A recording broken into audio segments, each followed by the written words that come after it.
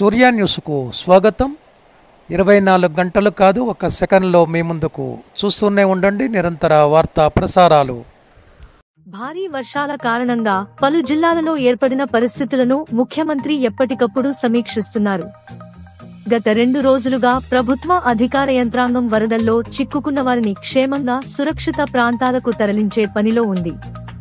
ప్రాణ నష్టం జరగకుండా ప్రతి నిమిషం ప్రభుత్వం, అధికార యంత్రాంగం సమర్థవంతంగా చర్యలు తీసుకుంటోంది.